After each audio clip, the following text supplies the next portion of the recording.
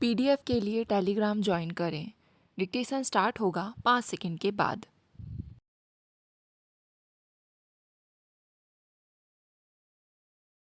महोदय, गत दिवस भारतीय उद्योग परिसंघ का वार्षिक अधिवेशन दिल्ली में हुआ, जिसमें प्रधानमंत्री ने ओजपूर्ण भाषण देते हुए 7 से 8% की वृद्धि दर प्राप्त करने तथा अगले 2 वर्षों में भारत को विश्व का एक महत्वपूर्ण शक्ति के रूप में उभारने का संकल्प व्यक्त किया तथा इसके लिए एक कार्य योजना भी प्रस्तुत की।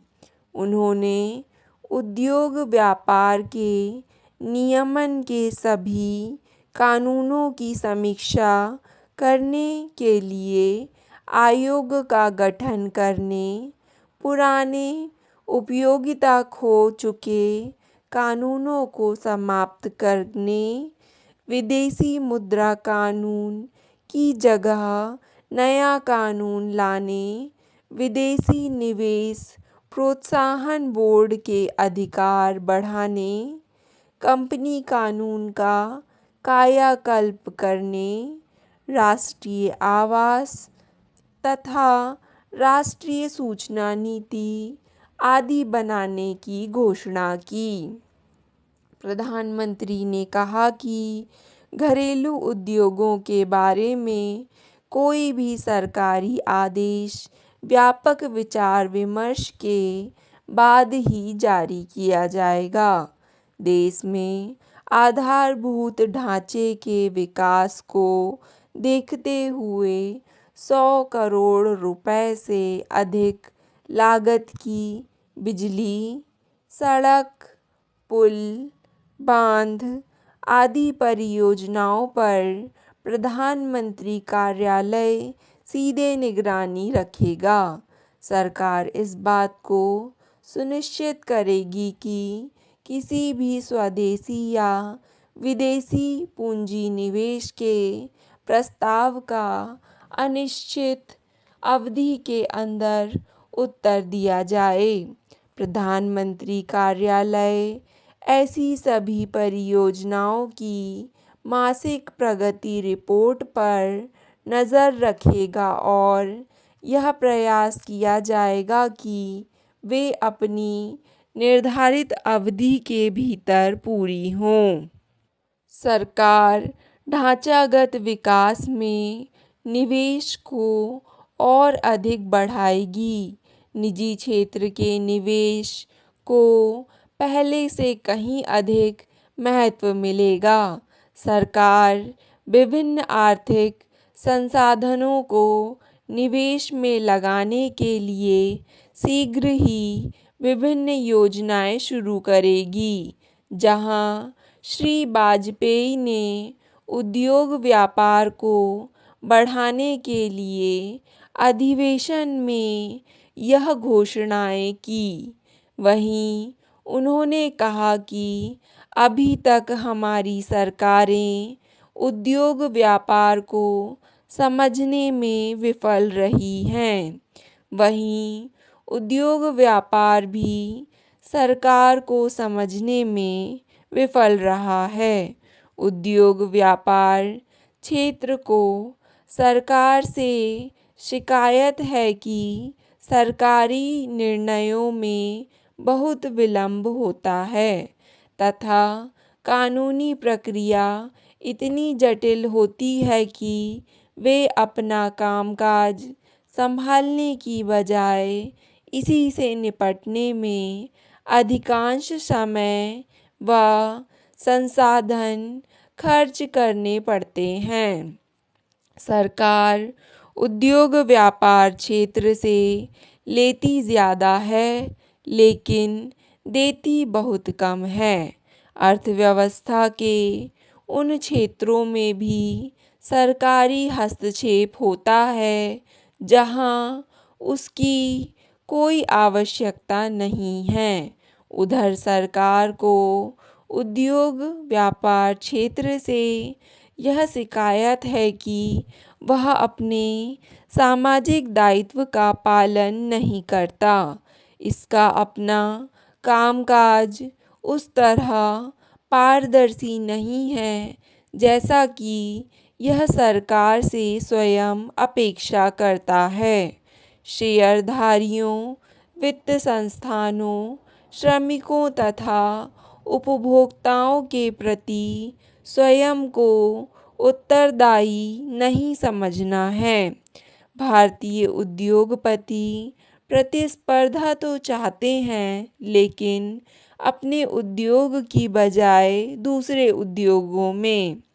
आम आदमी को भी उद्योगों तथा सरकार से शिकायतें हैं कि सरकार और उद्योग व्यापार के शीर्षस्थ लोगों में साठगांठ है। देश में दो कानून चलते हैं, एक आम आदमी के लिए और दूसरा सरकारी व उद्योग व्यापार क्षेत्र के बड़े लोगों के लिए। महोदय, पिछले कुछ वर्षों में सरकार द्वारा अपनाई गई आर्थिक उदारीकरण की नीति से भारतीय उद्योग जगत में आत्मविश्वास बढ़ रहा है। भारतीय उद्योगों के महासंघ के वार्षिक अधिवेशनों में यह बात दृष्टिगोचर होती रही है। यह सही है कि पिछले वर्षों में देश में राजनीतिक अस्थिरता के कारण 3 वर्षों में उनके अधिवेशन को 3 प्रधानमंत्रियों ने संबोधित किया। इस संस्थान ने पूर्व वित्त मंत्रियों डॉक्टर मनमोहन सिंह व पी चिदम्बरम को भी अपने अधिवेशनों में आमंत्रित कर उनसे अर्थव्यवस्था से संबंधित सरकारी नीतियों पर विचार विमर्श किया। वहीं उपयोगी व्यापार के समक्ष आने वाली समस्याओं को उनके सामने रखा। इस वर्ष के वार्षिक अधिवेशन में प्रधानमंत्री, वित्त मंत्री, कांग्रेस अध्यक्ष तथा पूर्व प्रधानमंत्री आमंत्रित थे। इस प्रकार सरकार विभिन्न राजनीतिक दलों तथा औद्योगिक क्षेत्र की मध्य दूरियां कम हुईं और इन्हें आमने सामने संवाद का अवसर मिला। देश के उद्योगों को पिछले कई दशकों तक जिस लाइसेंस राज, रिश्वत तथा लाल फीताशाही के कारण भारी कठिनाइयों के दौर से गुजरना पड़ा, उसमें अब काफ़ी परिवर्तन आ रहा है। अधिवेशन में एक महत्वपूर्ण बात कांग्रेस अध्यक्ष द्वारा भाग लेना तथा उनके द्वारा किया गया भाषण था। उनका देश के उद्योग क्षेत्र के शीर्षस्थ लोगों से पहली बार इस प्रकार आमना सामना हुआ और उन्होंने बड़ी सूझबूझ का परिचय देते हुए अपने भाषण में कहा कि कांग्रेस सरकार को आर्थिक सुधार कार्यक्रमों में रचनात्मक सहयोग देने के लिए तैयार है। देश की उन्नति के लिए अगर कानूनों में बदलाव की आवश्यकता पड़ती है, तो उनकी पार्टी संसद में उसका समर्थन करेगी। कांग्रेस ने भी अपने चुनाव घोषणा पत्र में सभी क्षेत्रों के संतुलित विकास के लिए 7 से 8% विकास दर का लक्ष्य रखा है। श्री गुजराल ने भी इस अवसर पर कहा कि देश में गठबंधन सरकारों का दौर चल रहा है और भारत में ये सरकारें स्थायित्व लाएंगी। इस स्थिति से चिंतित होने की आवश्यकता नहीं है, क्योंकि विश्व के अनेक देशों में मिली-जुली सरकारों का प्रयोग सफल रहा है। उन्होंने कहा कि भारत अपने प्रतिरक्षा तथा आर्थिक क्षेत्र में सक्षम है। वित्त मंत्री ने कहा कि सरकार का लक्ष्य कर वृद्धि नहीं, बल्कि करों की वसूली में वृद्धि का है। उन्होंने कहा कि करों की वसूली के लिए बजट में कड़े प्रावधान किए जाएंगे। आज छोटे बड़े उद्योग देश की अर्थव्यवस्था की रीढ़ की हड्डी हैं। यह जितने बढ़ेंगे उतना ही देश का आर्थिक विकास होगा।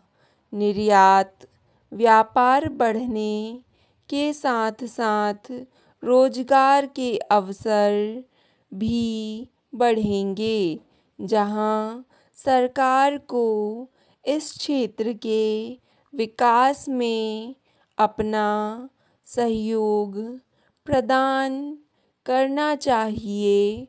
वहीं उद्योगों को भी चाहिए कि वे अपना विस्तार करें, अपने उत्पादनों व सेवाओं की गुणवत्ता बढ़ाएं तथा समाज के प्रति अपनी जिम्मेदारी का गंभीरता से पालन करें। अब आगे देश का नक्शा उद्योग व्यापार के विकास से ही बदलना है। यही सही रहेगा। इस दिशा में कार्य किया जाए। स्टॉप।